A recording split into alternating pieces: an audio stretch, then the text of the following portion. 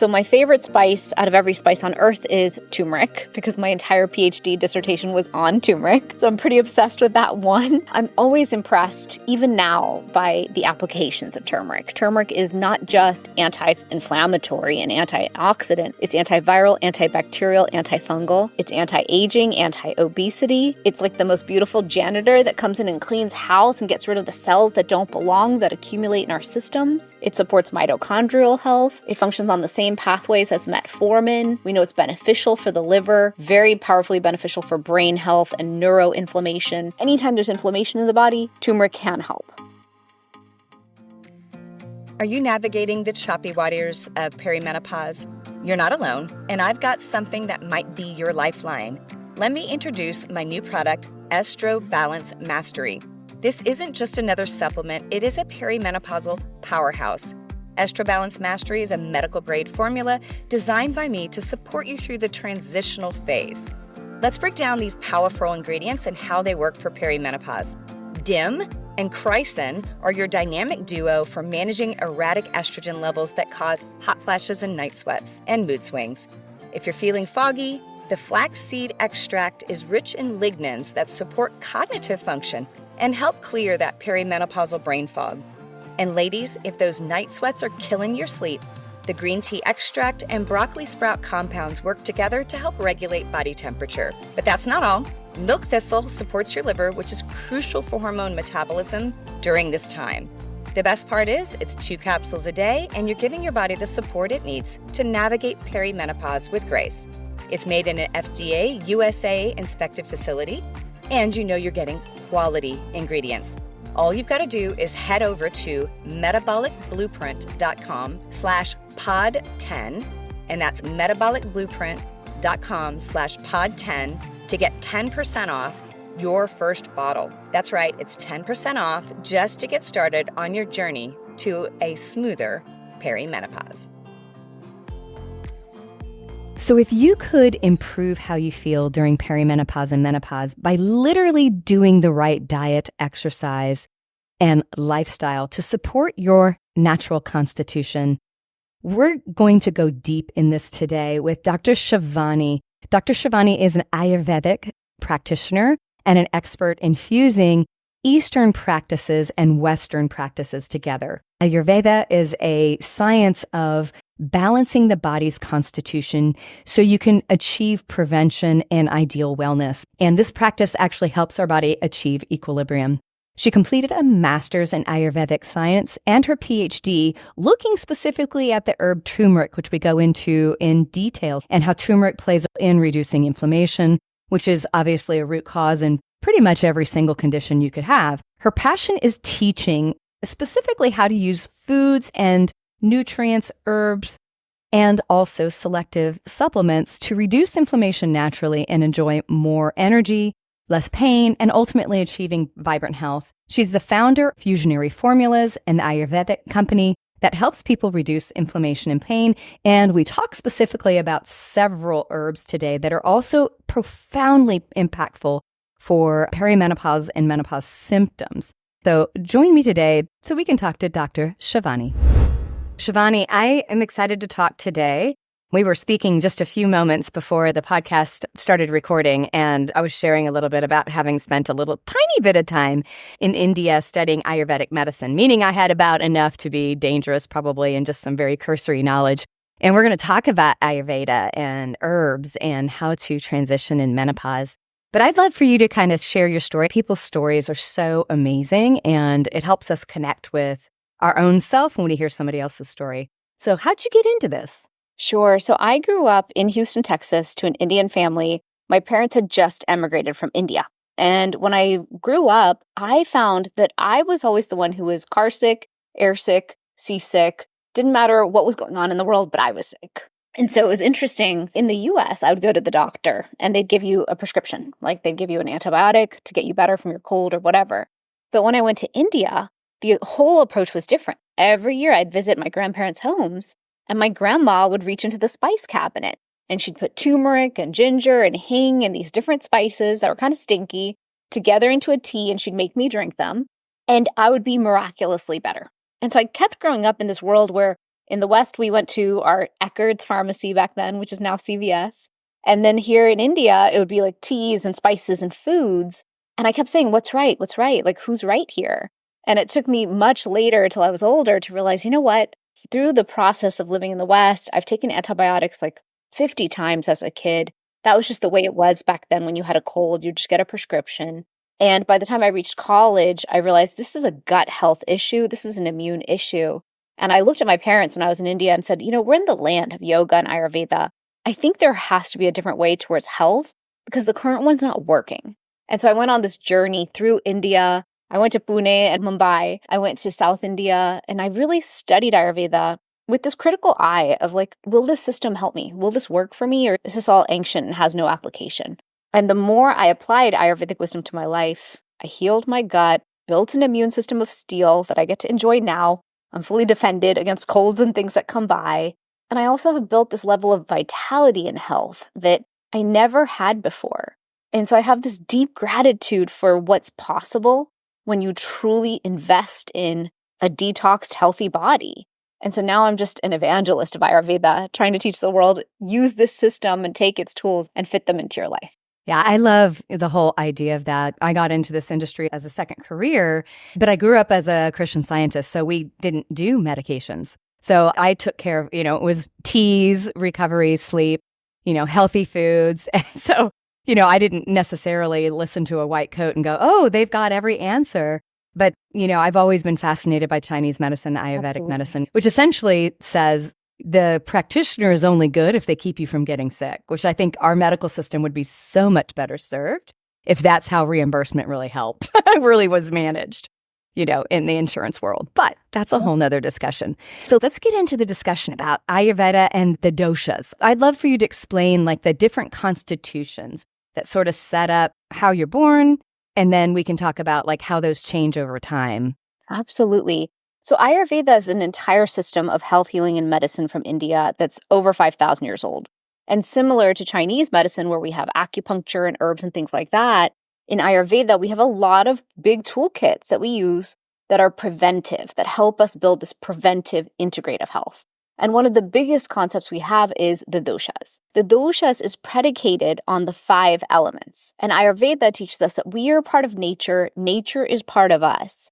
And so the constitutions are Vata, Pitta, and Kapha. And those 3 doshas, those 3 constitutions are what we are. So we're born with our what we call prakriti, our template of who we are. It's the combination of our parents. We came in with one constitution.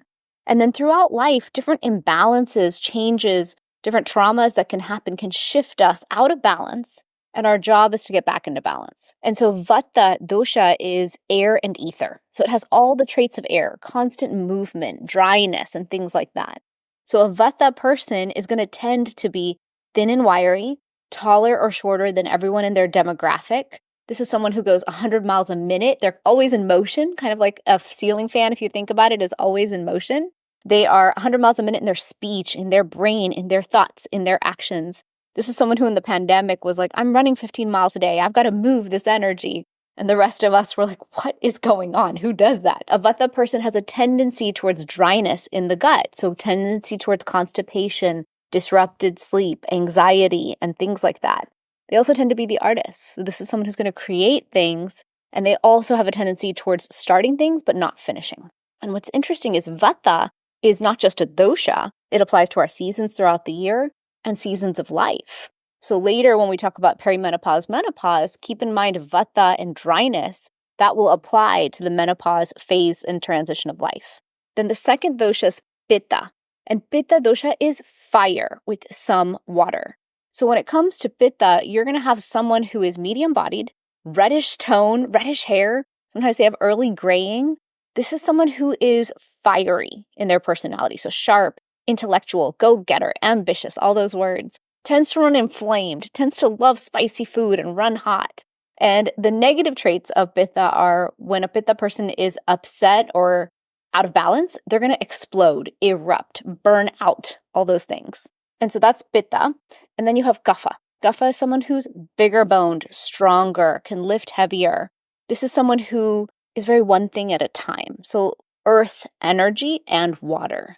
So that very like grounded energy, caretaker energy. They talk a little bit more slowly, do things one thing at a time, have round features, round face, curly, oily hair, round eyes. And a Kapha person can have a tendency towards a slower metabolism. And so our job is to get that Kapha energy moving, get them supported.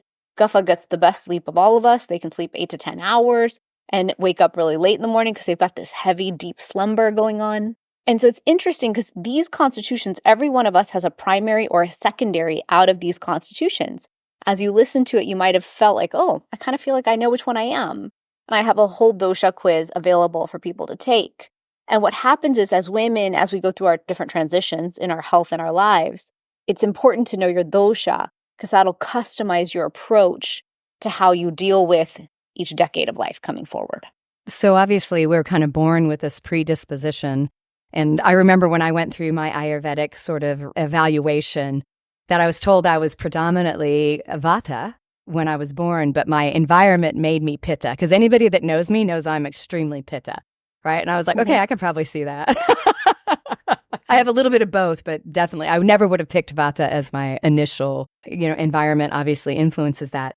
But then there's time periods of life, right? Like childhood, teen, adulthood, and then as we get older, I like to say more seasoned. Yes, I like that. Yeah. So when we get older, when we age, we go into a Vata phase of life. We start more Kapha. The whole middle section is Pitta. We're meant to grow, study, build our career, earn, do all those things in Pitta time of life.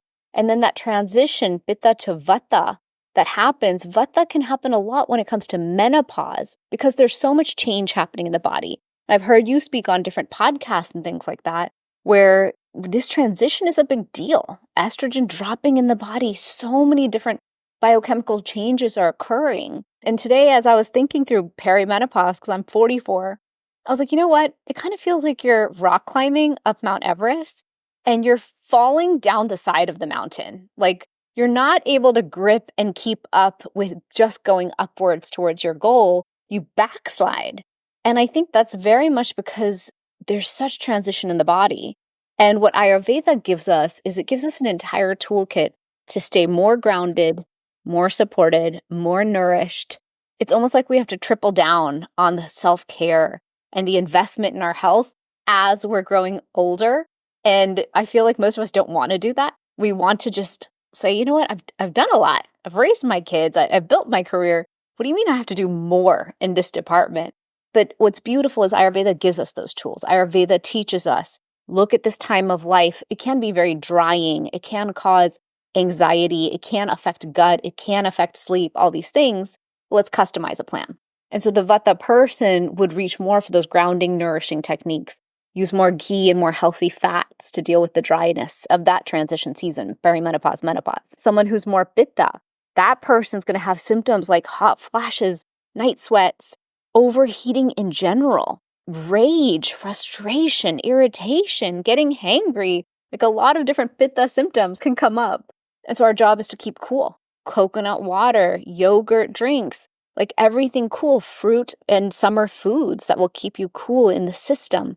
I kind of think of Pitta as like a nuclear reactor. Like we have to manage the non-explosion of this reactor. And then Kapha will feel this time and say, you know what, I feel more dull, I feel more fatigue, I feel more tired through this transition. And our job is to support them. Lighter foods, cooked warm foods that are easy to digest, and really support that metabolic health so we don't get insulin resistance and things like that. And so really understanding that we have seasons of life as we get seasoned, as you called it, and understanding that we have different customizable approaches we can use based on our primary dosha. Because you've alluded a little bit to that, like Kapha needs to eat more grounding. We give some really concrete examples of, okay, if you sort of fit that Vata person, right, that Vata constitution, give some really strong examples of what foods, because I find, and I would say this is true, is that whatever your primary dosha is, you are onto the things that make it worse, not better.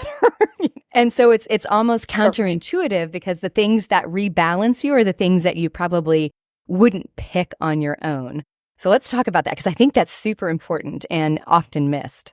It is. So a Vata person's diet, they tend to eat like a bird. They tend to start their day. They can just live off of coffee, green juice, tea, beverages. Maybe they snack a little, they nibble, but they never actually have big meals. And so my homework for a Vata person is I need 3 grounding meals. I need a consistent schedule. When we talk about circadian rhythm, I'm building your rhythm through grounding foods and meals. I want an avocado a day, whether it's half now, half later. Bring in the healthy fat, bring in the nuts, bring in ghee into your food. We're not going to live off of salad all day. Like really, I need warming meals, maybe more fall foods, root vegetables, bring in some beets or some sweet potatoes. And initially, a Vata is going to revolt against this idea because they're like, oh, no, I survive great on my crackers and hummus, and I can eat like that until dinner. But the moment we ground Vata energy, all of a sudden, brain comes online in a new way. Projects get completed. Anxiety dissipates. Gut health can recalibrate. And we know there's such a powerful gut hormone connection. And in Ayurveda, the whole system is built around gut health. So we have huge toolkits around gut health and recalibrating the gut. And so our job with Vata is that grounding element. Then with Pitta, cooling foods. So a Pitta is going to do all the things that we shouldn't do. I love hot chili on everything, hot sauce on everything. We love fried food. We're big eaters. We have this huge appetite. We get hangry and we have the digestive fire to be able to eat. But I find that as we're going into our 40s, 50s, and beyond, we all need to moderate food a little. And the Pittas have to moderate, which is tough because we want to keep eating and eating the fun foods that we want. So our job is to build very consistent schedules with food, which we would already have, but bring in the cooling elements. Where are we going to create wholeness? Maybe it's Greek yogurt. Maybe it's berries. Berries are cooling. Watermelon. Coconut water is a big one. So anything that'll cool the system. Peppermint tea. In Ayurveda, we have so many herbs and spices that are cooling. You can have Shatavari, which is amazing for menopause, and it's cooling. And I put it into a tea that I designed because I thought, I need cooling support with Tulsi and Shatavari. Let me build this for everyone else in a way that they can take it. And then finally, you've got Kapha. Kapha needs to eat warm cooked meals. A lot of times in modern day times, we are talking about what's healthy, forgetting to customize that for the person. And so you might be eating salads thinking that's better, but the slower digestive system can't process that well. So 3 small cooked meals per day, and then really focusing on movement first. With Kapha, we want to move their energy first thing in the morning, and then recognize that a Kapha person, once they sit down in the evening, they're done. And that's okay. But get all their activity in before that. Yeah, I think it's so interesting because if you were to ask me the foods I want to eat, it's salads and then spicy stuff on top of it. And my dying meal will be queso for sure is going to be one of them. You know what I mean? So it's like, oh, okay, jalapenos, maybe serranos, and I know that I probably should chill out on that, but I'm like, this is my indulgence. I'm going to eat hot food. And my husband's way worse than I am. His food's so hot, people can't even believe he eats it. So I think it's probably everybody's listening to this going, wow, okay, yeah, I'm probably eating foods that exacerbate my problems rather than, improve my health. All right, so we talked a little bit about obviously how to eat, how to bring in the lifestyle pieces. Let's talk a little bit about herbs, because obviously you are a supplement manufacturer. You make some very beautiful combinations of herbal ingredients that help in a variety of things. So what do you think are the important herbs and nutrients needed for women in this sort of menopausal time period? Sure. So in Ayurveda, we have a lot of herbs and spices, and I call them the super spices because here in the West, we think of superfoods and we put superfoods into our lives. But a lot of the benefits that we're looking for in those superfoods are anti-inflammatory and antioxidant. And the spice cabinet can do that for you as well. And while many of us are trying to eat so healthy and clean and lean, spices are an easy way to bring flavor back in and make things more interesting. Have you been feeling off? You know what? Your hormones might be out of whack. Take my quiz to discover your personalized hormone imbalance and get a free report with your results. Learn what's really going on with your hormones and start feeling like yourself again.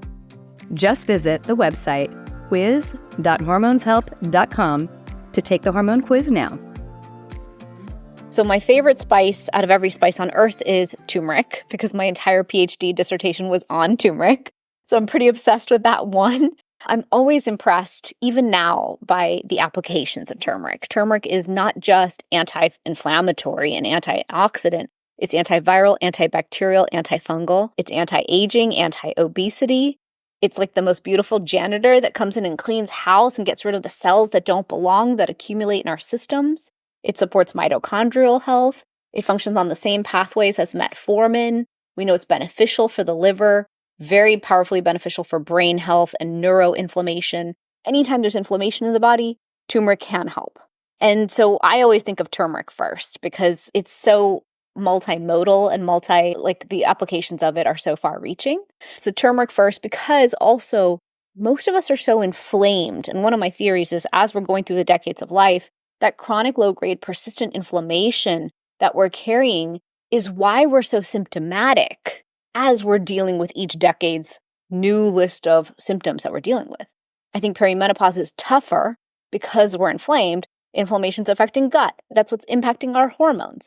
And so as we're struggling with everything, if we went to a root cause, address inflammation first model, I think we'd get everything to quiet down, and then the body has more potential to heal itself. So I always recommend turmeric first.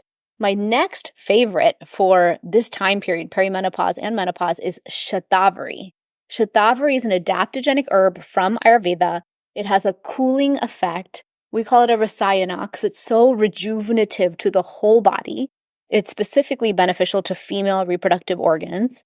So it helps to cool down all the effects and the different issues that we deal with in this phase, in perimenopause, menopause, in this transition time. So Shatavari is very beneficial and it's helpful for libido as well. Then we have spices like tulsi, holy basil. And a lot of people take holy basil and consume it in tea form and things like that. I took 3 types of tulsi and I put it into my menopause support tea because I thought, you know what? I need every herb I can get that's going to cool, calm, and support the system through this time. And what's cool about adaptogens from Ayurveda is if we're stressed and anxious, they calm us down. If we're depressed and having the blues, they lift us up. So they function like this internal thermostat that's going to naturally give us exactly what we need based on the day and time you're dealing with, which I think is phenomenal because I think this time period can be so challenging with the ups and the downs of it. If something's self-regulating us, I think that's very powerful. And then my next 2 favorites are Brahmi and Ashwagandha. I put those into my unwind and my deep sleep tea because I needed this support to cool down the jets at the end of the workday, calm the system down, and especially calm down the mind and system for bedtime. Oftentimes, we're in this dysregulated state. Nervous system is out of whack. We're in overdrive. And so I know for myself and many of the women around me, we need something that'll help cue the body to kind of downshift and relax and unwind towards the end of the day. And then, of course, Ayurveda would bring in a lot of lifestyle practices around that as well. But those are some of those key herbs that we would use to help support the body through this transition because they have cooling effects, adaptogenic effects, nervous system effects. When we talk about cortisol and hormone, a lot of these adaptogens can really help us in self-regulating during this time. Absolutely. All of the things that you talked about, I absolutely adore. I use in some of my products as well, and I've used for forever. Like I've been on turmeric. Oh my gosh, I don't even know how long, and it's interesting because in American food culture, we don't use that many spices. Like if you were looking at traditional American foods, it's like pepper and salt, maybe a little bit of like who knows what, but it really is interesting because if you look at whether it's Ayurveda or even Chinese medicine, there's such a wide variety of the different spices, and they often always appear in the meals together too. Like you have a little bit of all those different tastes. Now, help explain to my listeners, like some of the adaptogenic herbs you have to get in tea form or in supplemental form, but there's also a way of looking at it with cooking. So even if somebody was using turmeric, I would still add supplemental turmeric to it. But how can people look at the culinary richness of Ayurveda and go, oh, I'm taking turmeric, but how can I also utilize these in foods in a way that's meaningful? Absolutely. What's cool is the entire Indian cuisine is built on using these Ayurvedic spices. And so when I was sitting in my Ayurveda master's classes, I was like, what? You're telling me my diet is so perfect and it has all these spices already in it? Every single one that you're teaching me is beneficial? That's amazing. So when it comes to Indian cooking, if you pull up any Indian recipe, it'll say, start the dish with ghee, add your cumin seeds to support digestion, Add hing, which is one of my favorite pungent spices to support the digestive process of the foods. Then only will you add in your lentils or your beans, because we're using the spices that are going to support the digestion of that food for the body. Then we use a lot of spices in our what we call masala. In the different Latin cultures, you call it sofrito. I'm from Texas, so I know that they have something very similar to us where they'll take oil, cook their seeds like cumin seeds, cook their garlic, onion, ginger, tomatoes, and then at that point, we add a lot of spices in. We add a lot of coriander, which is cilantro seed that we grind up, red chili powder. We use turmeric, of course, because turmeric has so many benefits, salt, and then our garam masala spice actually has black pepper in it. So it's interesting that thousands of years ago, they were already understanding that fat with curcumin or turmeric is beneficial, and then turmeric with black pepper is also beneficial. And so what I teach people is, look, add spices to your food. Each one has a benefit. They have these synergistic effects together. So even if you start cooking like chicken tikka masala twice a week or buttered chicken or any of these dishes, but in a cleaner way at home, you're going to be incorporating these spices into your life. And then when you go to take the supplement, for example, a turmeric supplement, what most people don't realize is out of the entire turmeric supplement, only 3% is the curcuminoids. Of those 3 curcuminoids, the one curcumin is the most effective at reducing inflammation. So yes, putting it in our food is great, but most of us are so inflamed that taking a turmeric supplement that's well built and well developed and potent will significantly drive down inflammation. But both are beneficial. So doing both is very good. Yeah, I think I'm glad you brought up that point that definitely adding it to the diet is valuable, but you really need that concentration of the curcuminoids to get the real therapeutic effect. I mean, I know for me, if I forget it for a couple days, I've got like the thumb, mousing thumb, the triggered thumb. That's my barometer. I'm like, okay, have I been forgetting my turmeric because now my thumb is sore, right? When workouts, I won't recover as fast if I don't take my turmeric. I'm very reliant on it. And then I also use it for my immune system because my kids will bring home colds and I don't want them. So I'll use it as my immune support if I'm going to traveling for business. I use it for a lot of applications. Absolutely. And like you said, it's also antibacterial, antiviral, antifungal, and it helps even blood sugar regulation. It's just such a great herb and such a great supplement. So tell me this. So if someone was entering into menopause, and we know that this is sort of a Vata time period, right? We get more airy, we get more, let's say there's wisdom in that as well. What are some of the other lifestyle things? Because we didn't talk about this, but I'd love to talk about it.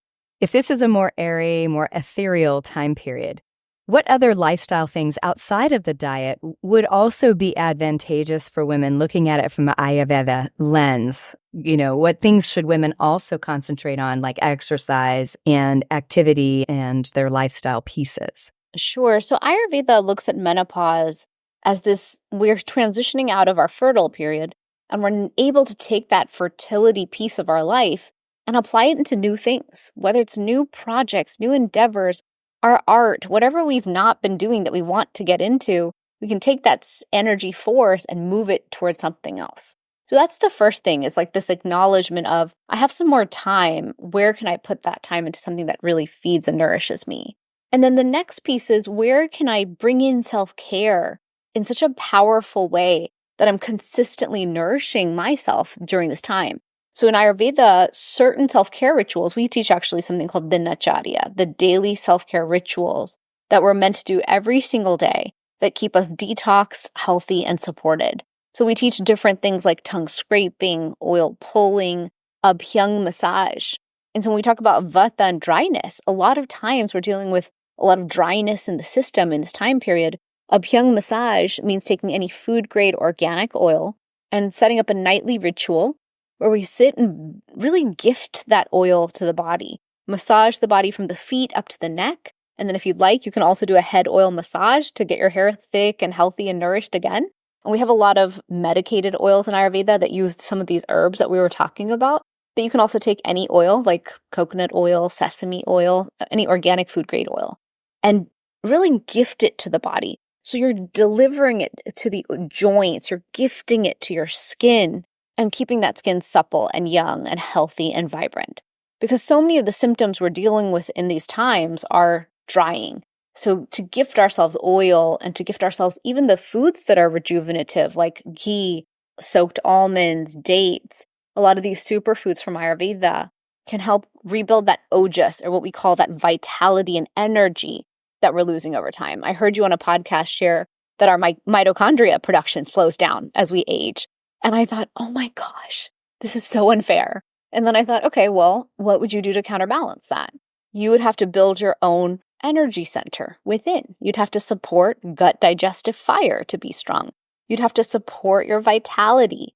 And you'd get there by reaching for these very nourishing foods, what we call superfoods in Ayurveda, that build vitality. I think, it's when we're in that sort of Pitta time period, we often do everything at high levels. I'm going to go to Orange Theory 5 times a week. I'm going to crank out, running marathons and triathlons. And this is not the time period to do that. It's actually very different. And it's more about nourishing and slowing down so you can create. You can become this creative individual. It brings me to, I don't know if you follow Dr. Lisa Mosconi's group out of the Weil Center, but they did studies of women's brains imaging over the course of, decades, right? So starting in your 30s all the way through your 40s and 50s and beyond. And for the first time, they captured what happens in a woman's brain as we go through menopause in imaging in the same woman. And first, they found that there was more receptors for estrogen as we go through menopause. But the thing that I thought was really interesting is that our brain actually remodels the neuro pathways. So think of it as you've got all these highways and roads and all these other things. The brain actually sort of pops all those loose and then starts to reimagine and rebuild it. And one of the things that they found was that our frontal lobe and our creative centers of the brain get massively rewired. Whereas when we're fertile and we're managing children and other things, the wiring to the amygdala, which is your kind of stress response and your awareness, vigilance, is heightened, right? So that's why you get brain fog during pregnancy, that it's because the brain rewires. But we are actually rewiring to move into this Vata time period from a neurological standpoint, which is so cool, right? Because Ayurveda got it, 5,000 years ago. Yeah. Ayurveda said, take this time, do yoga, do pranayam, do deep breathing, do amazing self-care, make space and time for this because of what you now have time to do, which is those creative endeavors. And I think about it, it's interesting, my kids are older now. It's just got easier. And I do have more time and space to make sure I get my yoga and those things. But I think we have to let go of the rat race pace that we had built for ourselves and then make room for this. And it sounds kind of woo-woo and kind of nice. And I'm sure some people are like, I have to work, I have to do what I have to do. I get that. I have a company and I work. But it's like, can you take that little bit of space that you just got and use it to really self-nourish and see what that self-nourishment of self-care and using adaptogenic herbs and all these things we're talking about, what is the gift that gives back to you so that you feel so whole and nourished through this transition, which we all deal with differently. Some of us can gracefully walk right through, and some of us hit every wall with it and have to triple, quadruple down on self-care and shift our workout and our lifestyle and everything. And so it's cool because Ayurveda says circadian rhythm first, live in rhythm with nature, no matter what, and you will adapt to each of these time periods. Yeah, you're exactly right. And I've been saying on my podcast for a long time that I think when we feel good and we feel energized and we feel grounded, we could really change the world, right? Because we have this extraordinary wisdom that no other group really has. And I feel like if we can just get out of our own way and feel great, we can influence what's going on in the world today, whether you like it or hate it or whatever. I think it's missing that really strong feminine energy, particularly from this time period, and it always has, but especially now, it seems like it's so needed. Absolutely. I totally agree. So tell our listeners a little bit about how they find you. What ways can we make sure that they, number one, know about your formulas? And then I know you have a free gift, so I'd love to talk about that as well. For sure. So if they go to drshivani.com, it's Shivani. On there, you'll find the dosha quiz, so you can learn your dosha. You'll find my anti-inflammatory cookbook is right there, full of recipes. Like we're talking about Indian recipes that you can use. I have some special recipes in there that incorporate turmeric and all the spices. And I'm on Instagram as @Dr.Shivani Gupta. And you'll find my Fusionary Health podcast there on my YouTube channel. And then the supplement company is called Fusionary Formulas, Fusionary. So that website is fusionaryformulas.com. And we made a special code, Menopause, for your listeners. We'll give them 15% off on their turmeric and spices and teas. That's awesome. So it has been just such a joy to talk to you. I don't get to talk, like I said, extremely limited, but somewhat available, experience in Ayurveda and my experience in India. And I wish that more knew about this system and how to look at it. One last kind of thought, I think a lot of times it doesn't get the same market penetration or understanding because the foods are different, right? Depending on where you are, your culinary history is based on the experience and the foods that were available to your people. But those same principles could play out in Italian food. The things that Americans like to believe are American foods. I'm air quoting for anybody that's not watching me on YouTube. So I think the other thing, like looking at the cookbook, if you're like, I'm not a real adventurous eater, there's still a lot you can learn from using these herbs in a therapeutic way and still cook foods that feel more normal to you. And I'm air quoting normal. Do you hear that from people as well? Yeah, I mean, most people think of these spices as foods you'll get these spices in Thai food, Chinese food, Indian food, but you can incorporate more of them into your Mexican food and into even Italian food, into these different cultures. And so really it's about opening up your palate, opening up how often you incorporate these foods into your life. A lot of us get very mono-focused in our diets, even I myself. And I have to remind myself we have to keep opening up into the seasonal foods, nutrient density, nutrient variety. And so one fun way to do that is bring in these different cultures of food so you get exposure to these spices. Yeah. So for everybody that's like, well, I don't know if I need the cookbook, like go get the cookbook because you could be a more adventurous eater if you aren't. Even if those in your family aren't an adventurous eater, you could make it for yourself too. So we'll make sure that we have all of those links in the show notes. So you'll be able to go to them from the show notes and click through and find Dr. Shivani's formulas and cookbook. And I've had so much fun having this conversation. I really have. Awesome. Well, thank you for having me. Yes. Thank you for being here. Thank you for listening to Menopause Mastery. We'll be back with you next week. And if this was a meaningful podcast, share it with a friend. All right. So together we rise. Thank you so much for tuning in to the Menopause Mastery podcast. You are why I'm here, and I am so very grateful. Hit subscribe so you don't miss any wisdom on creating the most exceptional life on our terms. If this episode has helped you in any way, please share it with a friend to spread the love, and together we rise. You can follow me on social media at Betty Murray, Ph.D., and you can reach me online at bettymurray.com.